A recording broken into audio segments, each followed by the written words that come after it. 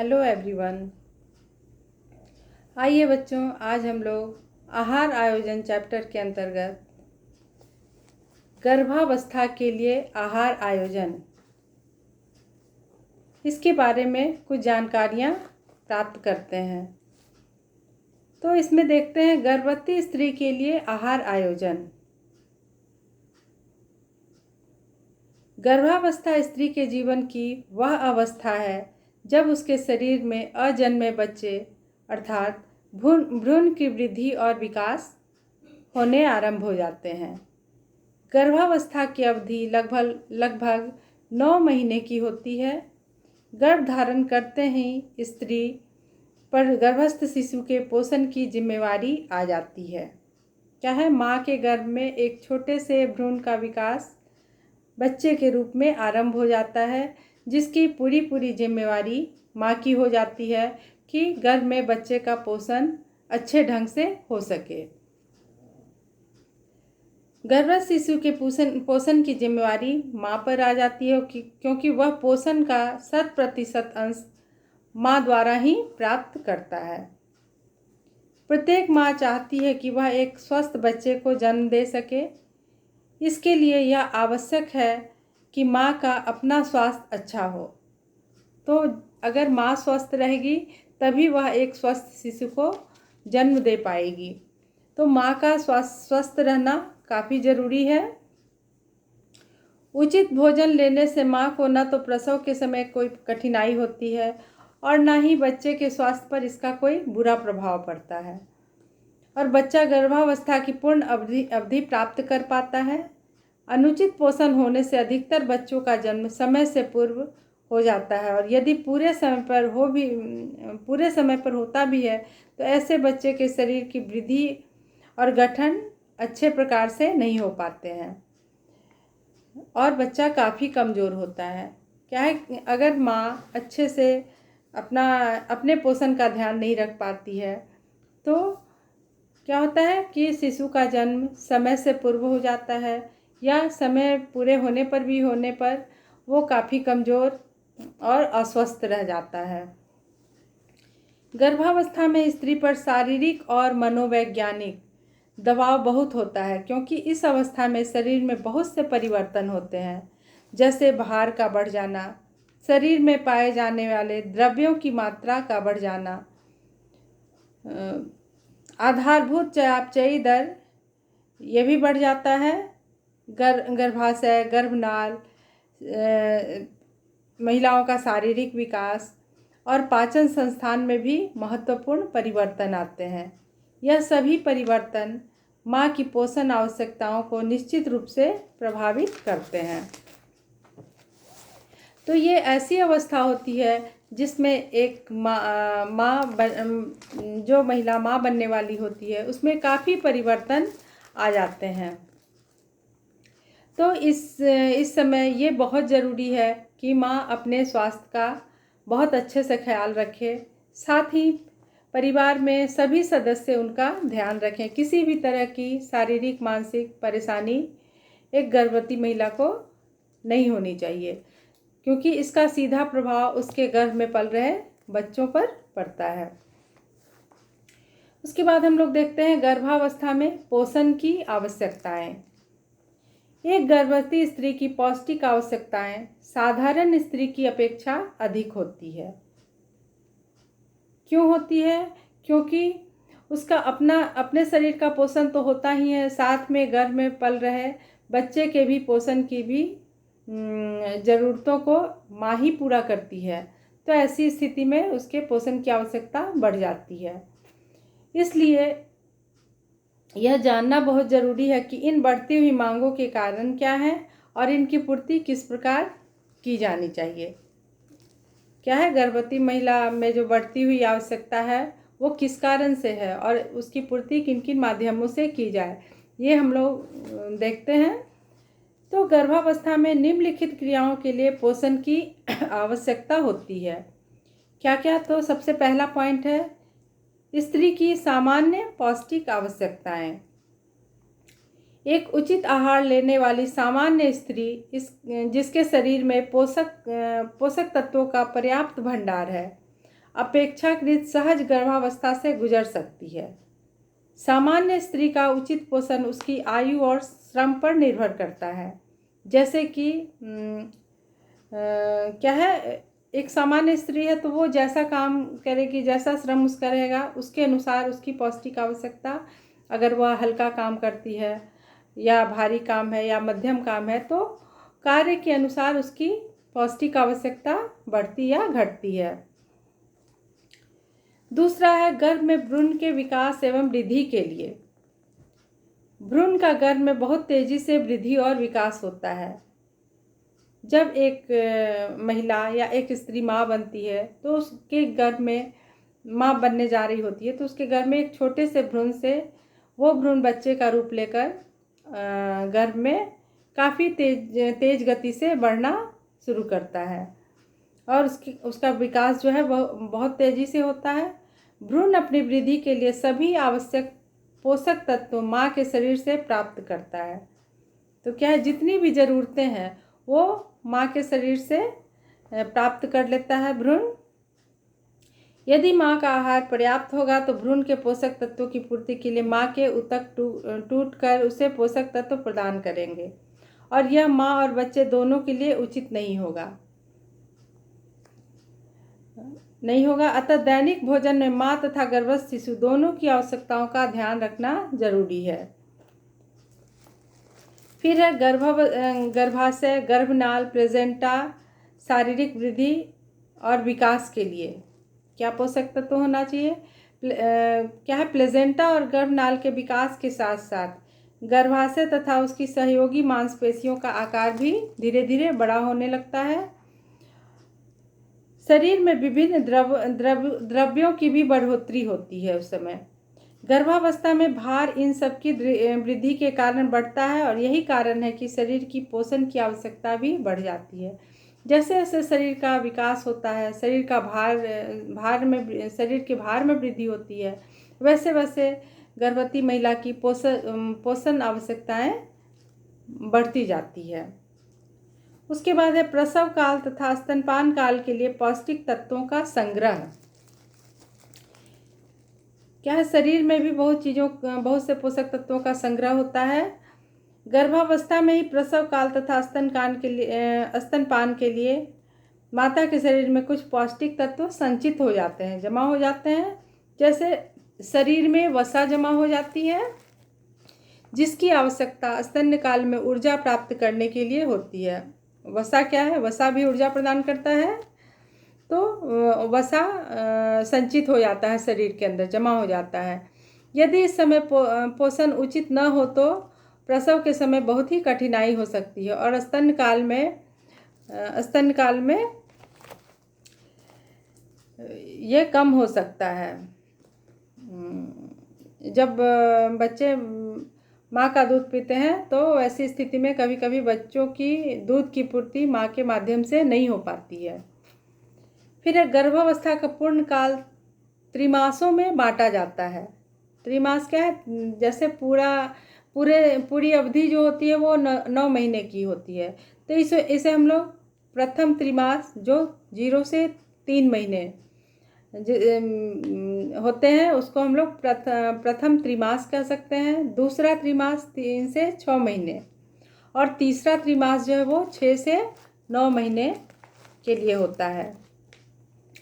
इन तीनों त्रिमासों में वजन में लगातार वृद्धि होती है, परंतु यह देखा गया है कि दूसरे तथा तीसरे त्रिमास में वजन में अधिकतम वृद्धि होती है। पहले त्रिमास में मतलब 0 से 3 महीने में बहुत ज़्यादा अंतर नहीं होता है, लेकिन 3 से 6 और 6 से 9 महीने में माँ के वजन में भी काफ़ी वृद्धि हो जाती है। पहले त्रिमास में भ्रूण छोटा होता है तथा उसकी आहार संबंधी आवश्यकता बहुत ज़्यादा महत्वपूर्ण नहीं होती। इस अवधि में माँ के लिए पोषक तत्वों की अतिरिक्त मात्रा देने की सलाह नहीं दी जाती है। अधिकांश पोषक तत्वों की आवश्यकता दूसरे त्रिमास में से आरंभ हो जाती है। पहले 0 से 3 माह में अतिरिक्त पोषक तत्वों की आवश्यकता गर्भवती महिला को नहीं होती है, लेकिन तीसरे से छठे और छठे से 9वें महीने में इसकी आवश्यकता मतलब पोषक तत्वों की आवश्यकता बढ़ जाती है। गर्भावस्था में पोषक तत्वों की प्रस्तावित मात्रा इस प्रकार है। एक छोटी सी तालिका बनाई गई है जिसमें कौन से पोषक तत्व कितनी मात्रा में एक गर्भवती महिला को लेना है उसके बारे में है।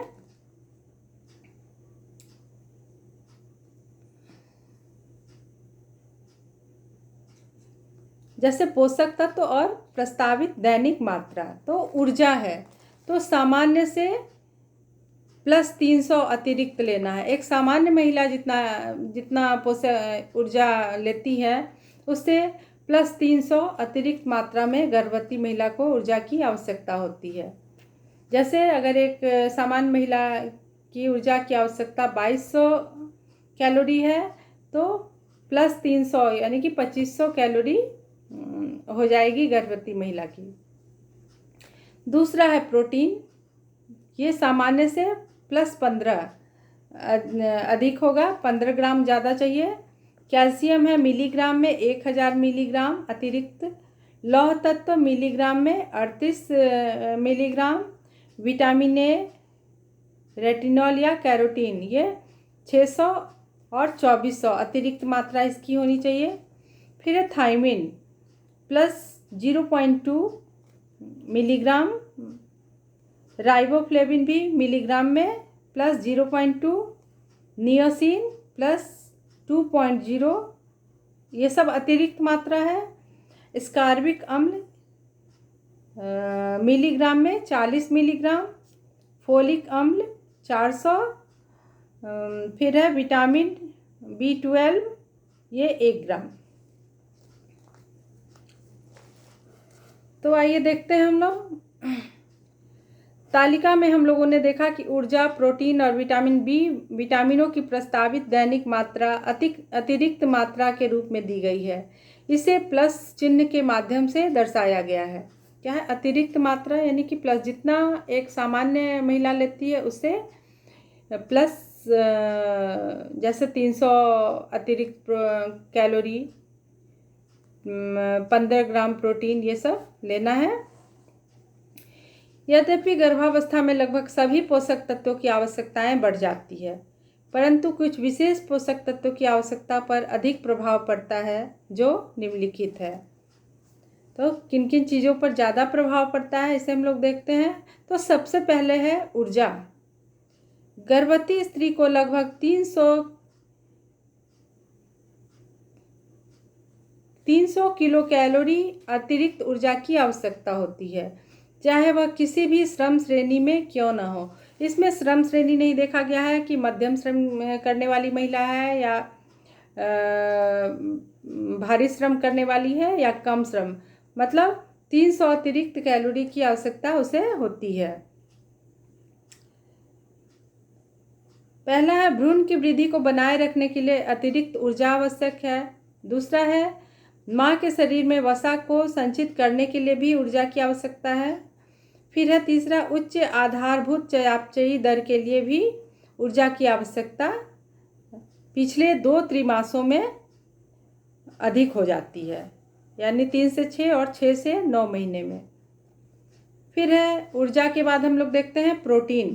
प्रोटीन की आवश्यकता गर्भावस्था में माँ व भ्रूण के नए ऊतकों के निर्माण के लिए बढ़ जाती है। ऐसे भी प्रोटीन का क्या काम है, शरीर में टूटी फूटी कोशिकाओं की मरम्मत करना, वृद्धि और विकास में सहायता देना। तो क्या है, ये नए ऊतकों के निर्माण के लिए बढ़ जाती है। इस अवस्था में सामान्य से 15 ग्राम प्रतिदिन अतिरिक्त प्रोटीन की आवश्यकता होती है। ऊर्जा 300 अतिरिक्त, प्रोटीन जो है वो 15 ग्राम अतिरिक्त चाहिए। यह निश्चित करना आवश्यक है कि प्रोटीन प्रथम श्रेणी स्रोत से प्राप्त किया गया हो। प्रोटीन का वर्गीकरण भी ये अलग है, अलग से प्रोटीन के वर्गीकरण में हम लोग 3 तरह का, उत्तम प्रोटीन, मध्यम प्रोटीन और निम्न प्रोटीन। तो उत्तम श्रेणी का जो प्रोटीन माना जाता है उसमें से गर्भवती महिलाओं को प्रोटीन की आवश्यकता होती है।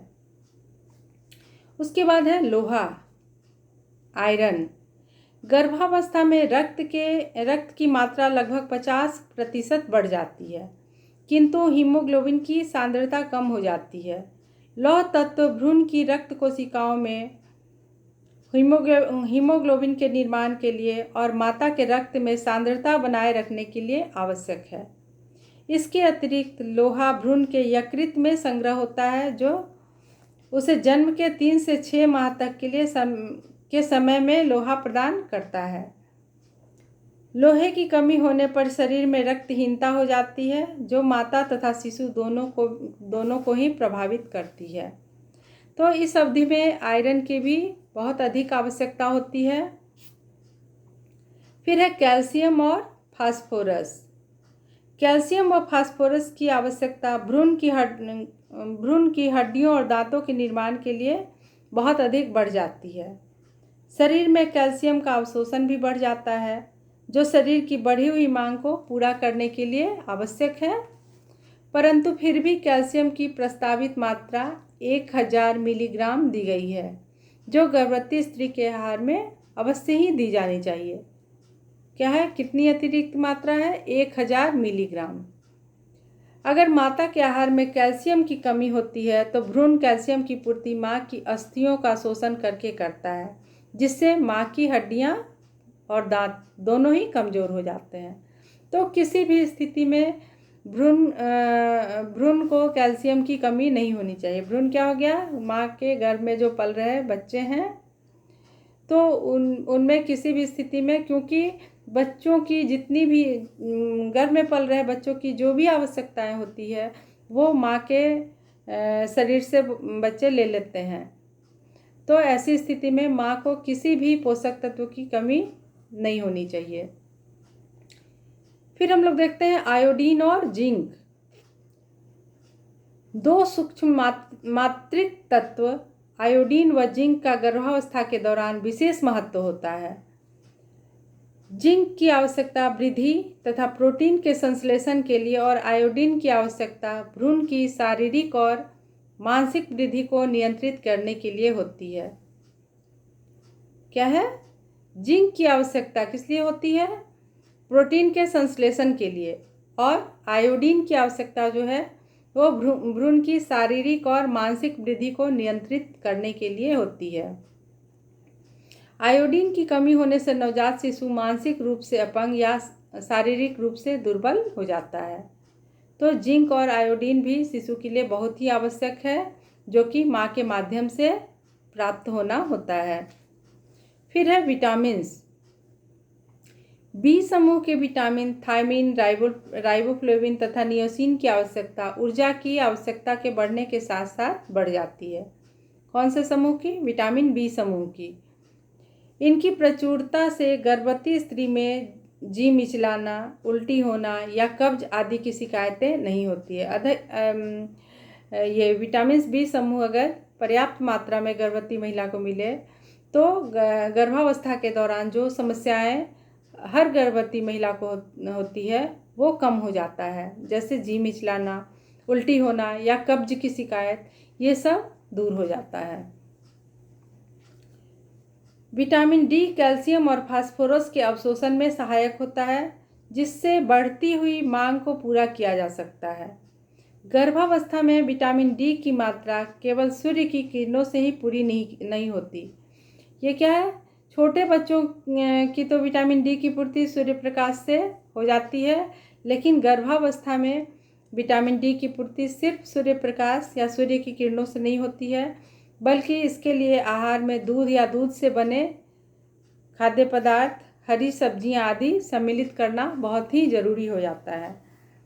विटामिन ए की आवश्यकता भी गर्भावस्था में बढ़ जाती है, क्योंकि यह भावी शिशु की शारीरिक वृद्धि तथा त्वचा व श्लैष्मिक झिल्ली के स्वास्थ्य के लिए बहुत ज़रूरी हो जाता है। तो vitamin B, vitamin D, vitamin A, इन सबों की मात्रा गर्भवती महिला को प्रचुर मात्रा में उपलब्ध करवानी होती है।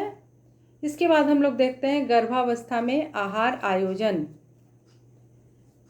गर्भावस्था में शुरू से ही शरीर में निश्चित परिवर्तन होने लगते हैं। इन्हीं परिवर्तनों के कारण आहार पद्धति में भी परिवर्तन करना पड़ता है। क्या है? शारीरिक परिवर्तन गर्भावस्था के आरंभ से ही शुरू हो जाता है, जिसके कारण खाने में भी, आहार में भी परिवर्तन जरूरी हो जाता है।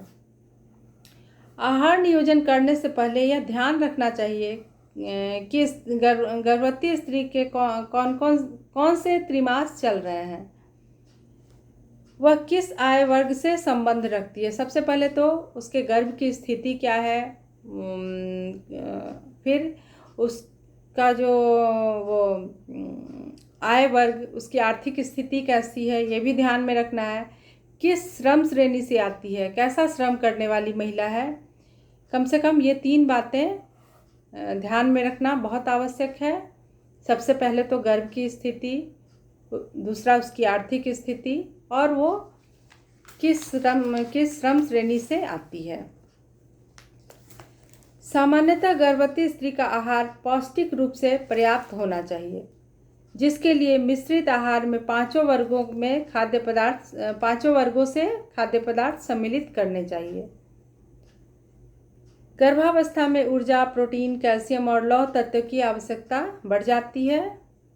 अतः दैनिक आहार में अधिक मात्रा में अनाज, दाल, दूध और दूध से बने हुए खाद्य पदार्थ, हरी पत्तेदार सब्जियां, फल, ये सब सम्मिलित करना आवश्यक हो जाता है। प्रायः यह देखा गया है कि गर्भवती स्त्री एक समय में अधिक नहीं खा पाती है। क्या है? ऐसा नहीं है कि एक बार में वो भरपेट खाना खा ले या बहुत ज़्यादा मात्रा में भोजन ग्रहण करे, ऐसा नहीं होता है, क्योंकि इस अवस्था में उसके शरीर में कई पाचन संबंधी परिवर्तन होते हैं। जैसे आमाशय द्वारा अम्ल और अन्य पाचक रसों का स्राव कम हो जाता है। गर्भाशय में बढ़ता हुआ भ्रूण आमाशय पर दबाव डालता है। ये सब कारण हो जाते हैं जिसकी वजह से वो एक बार में अधिक भोजन ग्रहण नहीं कर पाती है। अतः उसे भोजन को एक समय में कम मात्रा में किंतु अधिक बार देना चाहिए। क्या है? ऐसी स्थिति में गर्भवती महिला के लिए भोजन की मात्रा नहीं, भोजन के समय को बढ़ा देना चाहिए। जैसे सामान्य दो तीन बार लोग भोजन ग्रहण करते हैं, सामान्य महिला या स्त्री, लेकिन गर्भावस्था में कम से कम 6-7 बार थोड़ी थोड़ी मात्रा में कुछ न कुछ उसे उपलब्ध कराते रहना है। तो इसकी जो आहारों की संख्या है उसे बढ़ा देना है। जैसे 5 से 7 बार थोड़ी थोड़ी मात्रा में उसे आहार उपलब्ध कराना आवश्यक हो जाता है। अब हम लोग थोड़ा सा एक बात का और ध्यान रखना बहुत ज़रूरी है कि गर्भावस्था में ध्यान रखने योग्य विशेष बातें क्या क्या होनी चाहिए, क्या हो सकता है। तो सबसे पहला पॉइंट है इसमें, गर्भावस्था के दौरान सुबह के समय होने वाली परेशानियां जैसे जी मिचलाना, उल्टी या चक्कर आना आदि को दूर करने के लिए गर्भवती स्त्री को सुबह चाय के साथ कार्बोज युक्त पदार्थ जैसे बिस्किट, रस इत्यादि देना चाहिए। क्या है? खाली पेट में चाय लेने से क्या होता है, गर्भवती महिलाएं वॉमिटिंग करने लगती हैं, उल्टी करने लगती हैं। तो कार्बोज युक्त खाद्य पदार्थ अगर चाय के साथ दिया जाए तो ये समस्या कुछ हद तक दूर किया जा सकता है। फिर जलन तथा भारीपन जैसी शिकायत जो प्राय गर्भावस्था में हो जाती है, इससे बचने के लिए वसा युक्त पदार्थ और मिर्च मसालों का प्रयोग कम कर देना चाहिए। क्या है? गर्भावस्था एक बीमारी नहीं है, ये स्वाभाविक चीज़ है। तो इसमें ऐसा नहीं है कि आहार पे प्रतिबंध, लेकिन उस बहुत अधिक मिर्च मसाला या तला छना खाद्य पदार्थ देने से उसके शरीर पे इसका असर हो सकता है, क्योंकि गले में जलन, जी मिचलाना, इन सब से बचने के लिए ज़्यादा मिर्च मसाला और वसायुक्त खाद्य पदार्थ नहीं देना चाहिए। ये सब वर्जित भोज्य पदार्थ के अंतर्गत आता है। कब्ज को रोकने के लिए अधिक रेशे युक्त पदार्थ, ऐसी स्थिति में गर्भावस्था में कब्ज की स्थिति काफ़ी हद तक बन जाती है। तो ऐसे में रेशेदार खाद्य पदार्थों का प्रयोग अधिक से अधिक करना चाहिए। फल, सब्जियां, साबुत अनाज, दालें, चोकर युक्त आटे की रोटियां अपने आहार में शामिल करना आवश्यक है। फिर है पर्याप्त मात्रा में तरल पदार्थों को शामिल करना। कोशिश ये होनी चाहिए कि ठोस आहार पे अधिक ध्यान नहीं देकर तरल आहार पर अधिक से अधिक ध्यान देना है। पीने की चीज़ें, लिक्विड डाइट ऐसी स्थिति में अधिक से अधिक देना है। तो इसमें जैसे नींबू पानी, लस्सी, नारियल का पानी, ये सब अधिक मात्रा में लेना है। इससे कब्ज की शिकायत से भी बचा जा सकता है। गर्भवती स्त्री को अधिक तेज सुगंध वाले, तीखे, मसालेदार और बासी व्यंजन तो बिल्कुल भी नहीं देने चाहिए। क्या है, बहुत तेज ऐसे भी उस समय, वैसे उस अवस्था में ये गंध बहुत ज़्यादा लगता है, तो किसी भी चीज़ के गंध से महिलाएं वॉमिटिंग कर देती हैं। तो इन सब चीज़ों से दूर रहना है। गर्भवती स्त्री को तनाव रहित वातावरण में भोजन परोसना चाहिए और साथ ही सुनिश्चित करें कि हर आहार के बाद वह पर्याप्त विश्राम कर सके। किसी भी तरह की मानसिक परेशानी गर्भवती महिला को नहीं होनी चाहिए। इसका ध्यान परिवार के सदस्य भी रखें और जब भी भोजन परोसा जाए तो शांत माहौल में और खाने के पश्चात विश्राम की व्यवस्था अवश्य हो। फिर माँ को व्रत, उपवास आदि नहीं, ऐसी स्थिति में बहुत अधिक व्रत उपवास नहीं रखना है। बहुत देर तक खाली पेट नहीं रहना है, क्योंकि इससे गर्भ में पल रहे शिशु को काफ़ी कष्ट होता है, उसे हानि पहुंचती है। गर्भवती महिलाओं को धूम्रपान और मादक पेय पदार्थ से बचना चाहिए। यह बच्चे के लिए काफ़ी हानिकारक होता है। तो हम लोगों ने देखा कि गर्भवती महिला के आहार आयोजन में किन किन बातों का ध्यान रखना है, कौन कौन सा पोषक तत्व उन्हें उपलब्ध कराना है, और ऐसी अवस्था में कुछ ध्यान देने योग्य बातों को भी जाना। तो बच्चों, आज के लिए इतना ही। अगले वीडियो में हम लोग कुछ और नया देखेंगे। तब तक के लिए बहुत बहुत धन्यवाद आप सबों को।